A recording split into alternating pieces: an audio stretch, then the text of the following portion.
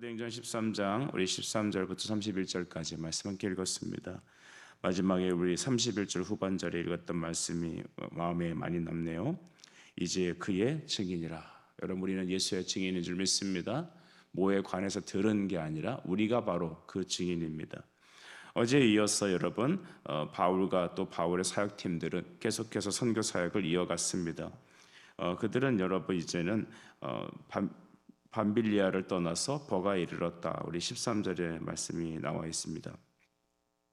이제 섬에서 육지로 이제 터키 오늘날의 튀르키예 쪽으로 이동하게 됐죠. 그때 한 가지 사건이 등장을 합니다. 그것은 13절에 요한은 그들에게서 떠나 예루살렘으로 돌아갔다라고 합니다. 이 요한은 마가라고도 하는데 우리가 사도행전 15장에 보게 되면 바나바의 생질이다라고 기록되어 있죠. 생질은 뭐 조카, 친척 이 정도 되겠습니다. 이 젊은 사람이 의기양양해서 이제 같이 떠났는데 길이 험했는지 무슨 문제가 있었는지 마음이 변했는지 잘 모르겠습니다만 중요한 것은 우리 사도행전 15장에 보면 나중에 이 일로 인하여서 바나바와 바울이 크게 다투게 되고 그들은 이제 서로 따로 갈 길을 가게 됩니다. 어떻게 사도가 싸우냐 보니 못되게. 여러분, 그럴 수도 있습니다. 그러나 중요한 것은 왜 일이 이렇게 됐냐면 요한이 그들에게서 떠나 중도 하차해서 현장을 떠났기 때문입니다. 이 일을 놓고 여러분 바울은 다시는 이런 요한을 데리고 같이 중도에 하나님의 일을 포기한 사람과 같이 할 수 없다라고 그런 단언을 하죠. 저는 이제 목회를 하다 보니까 성도들은 이런 교육자를 좋아하지 않아요. 그 간혹가다 좀 실수해도 잘못해도 교회 안에 큰 잘못을 들어도 죄는 미워도 사람은 사랑해야지 목사가 사랑이 없다. 이렇게 딱 이제 결론을 내려버립니다. 여러분, 그러면 이것은 치리적 관점이 있는 것입니다.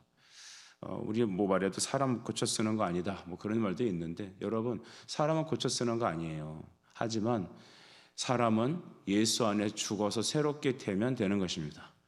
그래서 이후에 우리가 또 다른 본문을 보게 되면 이 요한, 이제 마가를 다시 그가 바울이 데리고 오라 이제 이런 말도 있는데 중요한 것은 여러분 이 요한의 이런 모습을 통하여서 바울은 자기의 선교 사역의 기준이 명확하게 세워집니다.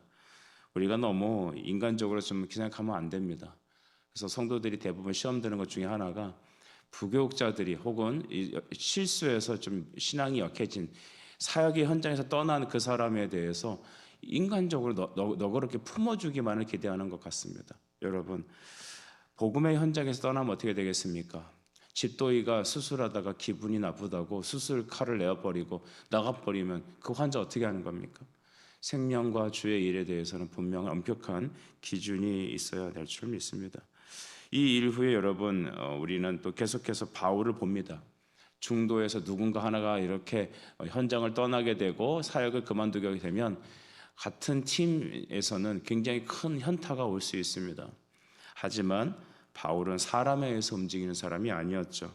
14절 말씀을 보시면 그들은 버가에서 더 나아가 비시디아 안디옥에 이르러 안식일에 회당에 들어가 앉으니라. 아멘. 이 비시디아 안디옥이 바로 튀르키예, 오늘날 이제 옛날에는 터키라고 불렸던 지역입니다. 이 비시디아 안디옥 쪽에 가서 그들은 회당에 들어갔습니다. 복음은 여러분 반드시 확장되는 것입니다. 성도들은 그래서 말씀을 쫓아가야지 사람 쳐다보고 가면 안 되는 겁니다. 사람 쳐다보고 가면은 요한이 사라지면 낙심하게 돼서 선교를 못하죠. 이때는 여러분 바울이 첫 번째 전도 여행을 시작하는 때라서 모든 게 이전에보다 완전하지는 않겠습니다. 하지만 그는 하나님만 보고 가는 것입니다. 복음만 보고 가는 것이죠. 사람이 떨어져도. 그래서 여러분 세상 사람들 다 주를 떠나고 여러분 혼자 남았다고 가정해 보세요. 그래도 여러분 예배자 되시길 축복합니다. 기도자가 되시길 바랍니다. 우리 새벽 기도회에 많은 분들이 오시고 우리 기도 모임 많이 열심히 참석해 너무 행복한 것 같아요. 하지만 나 혼자 나와서 예배하고 기도해도 하나님만 바라보고 나오시는 겁니다. 여러분 주님만 바라봐야 합니다. 바울은 그 사명의 말씀에 붙잡혀서 나아가는 사람이었습니다. 예전에 제가 부산의 어느 교회인지 면접을 보러 갔는데 굉장히 유명한 큰 교회였어요. 그 담임 목사님 저한테 이렇게 물어보시더라고요. 야, 목사로서 목회에서 가장 중요한 게 뭐라고 생각하냐? 그거 참 곤란한 질문이죠. 뭐 이렇게도 말할 수 있고 저렇게도 자기 생각과 맞는지를 물어보는 거 아니겠습니까? 저는 이렇게 얘기했습니다. 저는 사명이라고 생각합니다. 사명이다. 우리 성도들에 있어서 가장 신앙생활에 여러분의 기준이 되는 게 뭘까요? 말씀이죠. 표대입니다. 표대, 그리스도. 표대를 보고 달려가야 된다. 기준이 명확하지 않으면 열심히 뛰는 건 의미가 없습니다. 열심히 막 뛰었는데 딴 데로 가면 무슨 의미가 있겠습니까? 여러분, 히틀러가 얼마나 열심히 뛰었습니까? 그 사람 열심히 뛰니까 600만이 죽였습니다. 전 세계에 엄청난 고통과 나라들끼리 여러분 전쟁이 일어났습니다. 열심히 뛰는 것도 중요하지만 표대가 중요한 것입니다. 우리의 표대는 누구입니까? 예수님이십니다. 새벽기도 열심히 나오시는 분들 오래하지 마시고 들어주십시오. 새벽기도 안 빠져 열심히 해요. 근데 내 표대가 그리스도가 아니고 하나님의 영광이 아니고 내 자식이에요. 그거는 여러분 무속신앙과 뭐가 다를 게 있을까요? 하나님이 아니라 믿음으로 하는 게 아니라 내 표대가 그리스도가 아니고 자식이고 이 땅이 부귀영하고 물질이고 하면 여러분 그건 좀 곤란하지 않겠습니까? 바울은 표대가 명확했습니다. 사랑하는 여러분, 열심히 나와서 기도하는 거 아름답습니다. 여러분 주를 섬겨 열심히 뛰는 거 너무 행복합니다. 하지만 여러분 보이는 것이 전부가 아닙니다. 믿음은 보이지 않는 것을 믿는 것입니다. 말씀을 따라가는 것이죠. 계속해서 우리가 성경을 읽어보겠습니다. 바울은 이제 안식일에 회당에 들어가게 되었습니다. 회당은 이제 유대인들이 모여 예배하는 곳이죠. 15절 보니까 율법과 선지자의 글을 읽은 후 회당장은 사람을 보내서 이 사람 바울 일행이 바울이 바리새인이었다라는 것을 그들은 알 수 있겠죠. 그래서 그러하여금 우리에게 말씀을 전해달라고 부탁하는 거였습니다. 바울은 이 기회를 놓치지 않고 16절 일어나 손짓하며 말하되 이스라엘 사람들과 및 하나님을 경외하는 사람들아 들으라 라고 말합니다.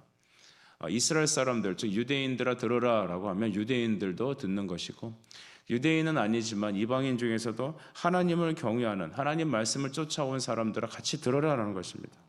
이와 같이 여러분 바울은 모든 상황 속에서 모든 조건을 다 복음 전하는 데 사용했습니다. 오늘 아침에도 여러분 하루를 시작하실 겁니다.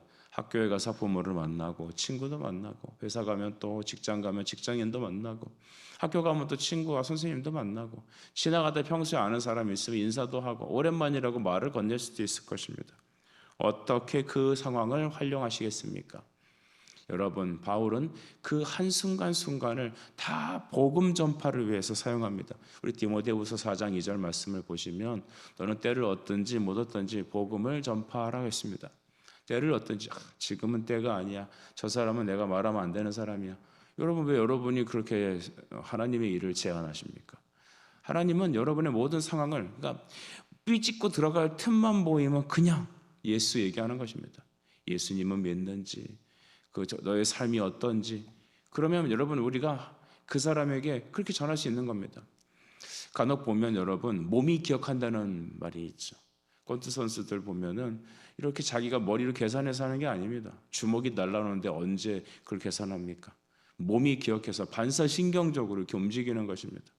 언젠가 여러분 축구 선수 안정환 씨가 TV에 나와서 무슨 프로그램을 하는데 작은 이렇게 테니스 공이 슉 날아오더라고요. 근데 여러분 어떻게 하는지 아세요? 여러분은 테니스 공이 날아오면 어떻게 합니까? 피하죠. 아니면 뭐 손으로 막든지 발로 툭 하고 쳐버려요. 발로 찰 그런 각도가 아닙니다. 누가 테니스 공을 발로 찹니까? 얼굴 높이로 날아오는 공을 이렇게 반사적으로 몸을 젖히더니 발등으로 툭 차버리더라고요. 축구 선수라 그런 겁니다. 축구 선수라. 항상 우리 안에 예수로 가득 차 있다면 하나님의 영광과 말씀으로 가득 차 있다면 주의 말씀을 통하여 하나님의 원하시는 주님의 마음이 우리 안에 가득 차 있다면 여러분 어떤 상황이 오더라도 예수가 나가게 되는 겁니다. 마치 안정환 씨가 작은 테니스 공을 발등으로 쳐내는 것처럼 저는 깜짝 놀랐어요. 야구 선수는 여러분 손으로 막아요. 그렇죠? 축구 선수는 발로 치는 거예요. 내 항상 몸속에 젖어 있는 그것, 내 안에 가득 차 있는 것, 나의 표대, 나의 삶의 이유, 내 안에 가득 차 있는 그것으로 만나는 모든 상황과 모든 조건을 다 복음 예수 위하여 예수 드러내기 위해 쓰는 것입니다. 주님 말씀하십니다. 먹든지 마시든지 무엇을 하든지 어떻게 하라고 합니까? 너를 위해 먹는 거 아니다. 너의 행복을 위해서 사람 만나는 거 아니다. 너의 자신의 행복, 자식들의 잘됨을 위해서 너의 부귀영화를 위해서 하는 게 아니다. 부모는 자식을 위해 살지 않습니다. 여러분 남편은 아내를 위해 살지 않습니다. 아내 역시 남편을 위해 살지 않습니다. 우린 나 자신을 위해 살지 않습니다. 주 예수 그리스도를 위해 살아가는 것입니다. 나를 위해 십자가 죽으신 그분으로 가득 채워주십시오. 그 표대가 분명하길 바랍니다. 그러면 여러분, 바울과 같이 모든 상황 속에서 때를 얻든지 못 얻든지 머리로 생각해서 말하는 것이 아니라 모든 상황에서 몸이, 내 모든 입술이, 내 모든 지향점이 하나님을 향해 나가게 되는 겁니다. 우리가 그렇게 되길 간절히 바랍니다. 그는 여러분 설교합니다. 우리 17절부터 쭉 설교를 하죠. 그는 이렇게 설교 내용을 좀 대략적으로 말하면 다음과 같습니다. 17절도 보시면 하나님 우리 조상을 택하시고 누굴 택하셨습니까? 아브라함 선택하셨죠. 그리고 그 후에 400년 동안 애굽 땅에서 나그네 됐습니다. 근데 거기서 인도하셨습니다. 18절 근데 그들을 인도에 냈더니 말씀 잘 듣고 예배하고 해야 되는데 어떻게 했어요? 아주 40년 동안 하나님 속을 팍팍 그냥 속였죠. 그들의 소행을 참으셨다고 합니다. 그들의 소행을 참을 게 아닙니다. 그들은 심판을 받아야 될 백성들입니다. 근데 그들을 참으시고 심지어 뭐 이쁘다고 19절 보니까 가나안 7족속을 다 멸하시고 기업을 주셨습니다. 근데도 또 그들은 가나안에 들어가서 하나님 말씀을 그렇게도 어깁니다. 7번의 실패와 7번의 회복. 하나님은 계속해서 하나님을 떠나고 우상 숭배하고 말씀 버리는 그들을 끝까지 혼냈다가 바로 세웠다가 다시 회복시켰다가 이 일을 계속해서 하신 겁니다. 그리고 그들에게 사무엘 때까지 사사를 주셨다고 합니다. 사사는 여러분 재판장이죠. 하나님 말씀으로 그들을 구원하는 사람이잖아요. 예수님이 진정한 사사이십니다.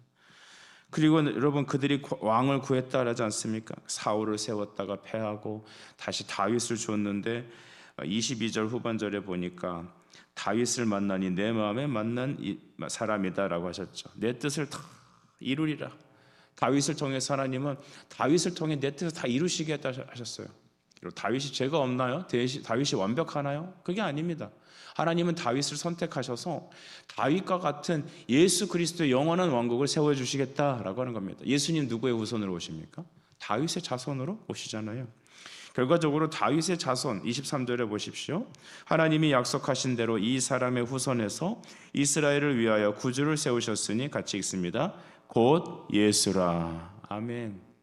이 사람의 후손, 즉 다윗과 같은 영원한 왕이신 그 예수를 우리에게 보내주셨다는 것입니다. 여기까지 보니까 구약에서 나오는 믿음의 조상로부터 시작해서 이스라엘의 역사를 개략적으로 쭉 나가면서 그 다윗의 후손이라고 불리는 그 사람, 하나님 마음에 합당한 사람, 다윗이 하나님 마음에 흡족한 것이 아니라 예수 그리스도가 하나님께 딱 합당한 사람입니다. 여러분 이 땅에서 하나님은 예수 그리스도가 하나님 마음에 딱 맞는 분이시죠.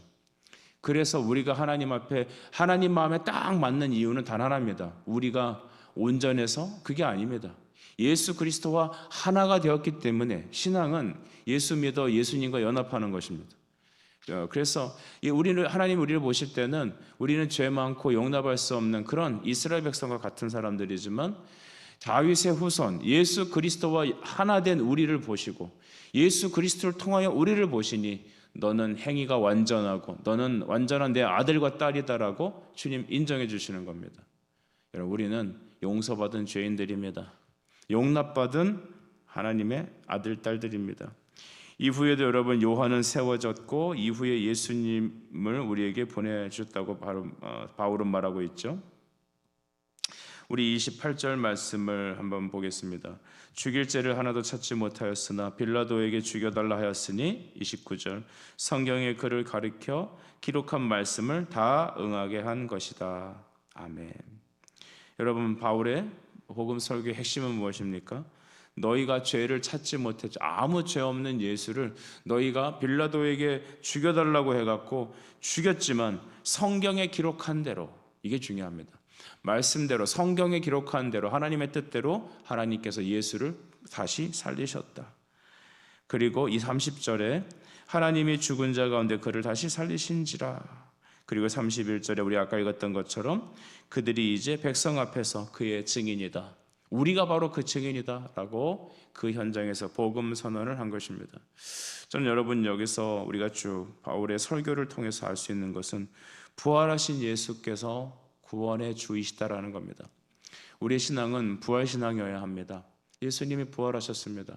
모든 삶의 어려운 시절마다 여러분 사탄이 여러분의 마음을 끌어내릴 때마다 사람 기대지 맙시다. 여러분, 때로는 우리가 보면 자식을 기대요. 여러분, 자식이 성장하고 자식이 믿음 생활 잘하고 하면은 왜 말이 통하잖아요. 엄마는 딸하고 친구 같고 아들은 아빠랑 친구가 되는지 모르겠습니다만 이렇게 또 친한 자식들이 있습니다. 저도 과거에 생각해 보니까 그러니까 이 군대 갔다 와갖고 새벽 기도를 하면서 그렇게 말씀이 달콤해지더라고요. 참 그런 걸 경험했어요. 새벽이 깨지면 막 예배당에 달려가고 싶고, 그러니까 어머니랑 같이 말씀 듣고 새벽 기도하고 돌아오면서 이렇게 받은 은혜를 나누어요. 그러면 그렇게 재밌어요. 근데 그런 저를 보시고 목사님께서 저희 어머니한테 한마디 하시더라고요. 무슨 권사님, 아들하고 따로 앉으세요. 그땐 그게 너무나 서운하게 여겨지더라고요. 세월이 지나면서 왜 그러셨는지 이해가 됩니다. 여러분, 부모와 자식은 갈 길이 달라요. 여러분, 자식 기대지 마세요. 남편 기대지 마십시오. 예수님 기대십시오. 가족은, 자식은 떠나보내는 존재입니다. 그리고 이제는 우리가 믿음의 성도들과 함께 또 우리 가족들이 믿음 안에서 주님을 섬기고 예배하는 것이지, 아무리 여러분 자식이 사랑스럽고 부모가 존경스럽더라도 계속 거기 매이면 안 되는 겁니다. 그분은 신앙생활 거꾸로 하는 겁니다. 여러분, 예수님만 기대해야 합니다. 예수님만. 부활하신 예수님, 천국을 선언해야 합니다. 우리의 표대가 예수 그리스도의 부활이길 간절히 바랍니다. 그러면 여러분이 그 어떤 낙심 속에서도 여러분 흔들리지 않을 것입니다. 반석은 예수십니다. 사람이 아닙니다.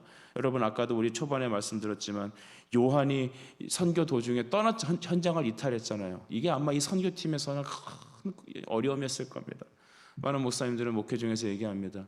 믿었던 성도들이 또 함께했던 사람들이 현장을 떠나고 또 교역자들이 또 서로 이렇게 분란을 일으키고 또 목사가 또 교회를 떠나고 이러면 성도들은 낙심하고 뭐 어떻게 갈 바를 모릅니다. 대부분 여러분 교회에서 목회자의 변고가 생겨서 목회자가 낙망하게 되면은 성도들 교회가 굉장히 많이 흔들리는 걸 보게 됩니다. 젊은이들은 무조건 떠나고 나이 드신 어르신들만 좀 남아 있고 그런 형국이 이루어지거든요. 여러분, 그러나 저는 이렇게 좀 말하고 싶습니다. 예수 그리스도가 여러분의 표대가 되셔야 합니다. 특별히 어떤 예수님입니까? 죽은 자 가운데서 다시 살아나신 주님. 그 부활하신 주님은 우리의 부활의 주로 서 계십니다. 많은 사람이 주를 떠나도 여러분 예수 앞에 기도의 사람이 되십시오. 현장에서 하나님 말씀을 듣는 사람이 되십시오. 시어머니가, 시아버지가, 친구가, 여러분의 남편이, 아내가, 자식이 여러분의 마음을 끌어내리려고 할 것입니다. 하지만 그런데 현혹돼서 흔들리지 마십시오. 이스라엘의 연약함에도 불구하고 하나님은 그들의 구원의 주가 되셨습니다.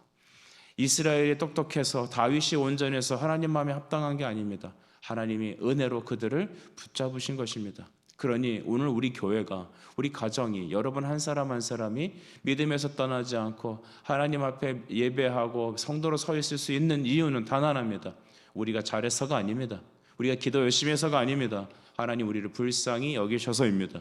주여 긍휼히 여기옵소서라고 기도하시고 삶의 모든 순간에 표대가 예수님이셔서 기회를 얻든지 못 얻든지 여러분의 안에서 그리스도가 나오길 바라고 예수를 시인하길 바라고 모든 사람으로 말미암아 예수님 안에서 화평하기 위하여 그에게 복음이 선포되길 축복합니다.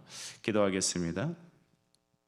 하나님 아버지, 이 아침에도 사도행전의 말씀을 통하여 우리에게 주의 뜻하신 계획의 말씀 알려주시니 감사합니다. 때를 얻든지 못 얻든지 바울과 같이 기도하는 사람, 예수를 증거하는 주의 종 되게 하여 주시옵소서. 하나님, 이스라엘의 그 모든 소행을 참으시고 그들의 불충에도 불구하고 하나님 그들을 내버리지 아니하시고 여기까지 끝까지 인도하시며 마침내 그 아들을 구원자로 보내주셨습니다. 예수님, 나의 주 되시니 감사합니다. 오늘 예수님의 긍휼하심으로 우리가 주께 나갑니다. 그의 무덤을 이기신 부활의 능력을 의지합니다. 나의 삶에도 부활의 능력으로 찾아와 주시옵소서. 그 은혜가 우리 가족과 이웃에게 흘러가게 하여 주시옵소서. 예수님의 이름으로 기도드립니다.